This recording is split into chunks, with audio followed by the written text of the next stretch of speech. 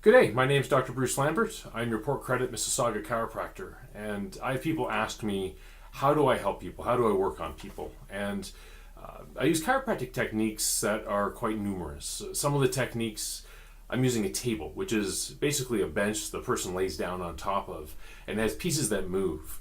So if we have a 280-pound man laying on the table, I can set that tension specifically for that person. Whereas if it's a 100-pound person, we're able to set the tension specifically for them as they're laying on it. So it's not me muscling their body, it's basically gravity and their own body weight that allows us to generate the energy. So the table descends with the person on it, and my adjustment is basically helping those joints move back into place. So the physics are similar to playing pool. You line up your cue with the cue ball, you strike the cue ball, you give it all this energy, it goes flying across the table, it'll hit the 3 ball. It'll stop suddenly, but the 3 ball gets all that energy transferred into it and it goes into the side pocket.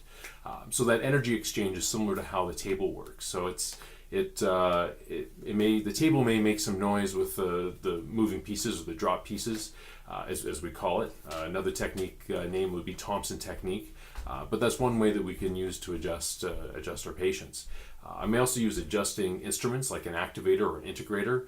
So they're a handheld instrument that I basically engage, and it'll move a bone. It'll make a little clicking sound. Often people call it a stapler, a staple sound, but yeah, that's basically the only noise that we're getting. But it's focused enough and fast enough that it moves the bones, stimulates the nervous system, and has a really nice effect.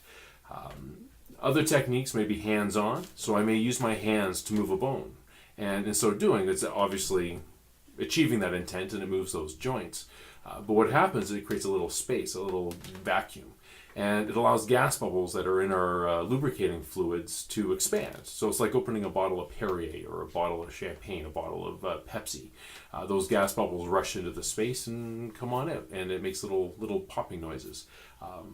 My son calls them spinal toots, so they're kind of not intimidating when you think of it like that. But there's all sorts of ways that we use to adjust our patients. And there's no cookie cutter answer. There's no textbook way to adjust any single person. We've got all these tools in the toolbox so we can find that perfect technique to help a person with their concerns. So thank you for tuning in, and if you have any questions, don't hesitate to contact me. Thank you very much. Bye-bye.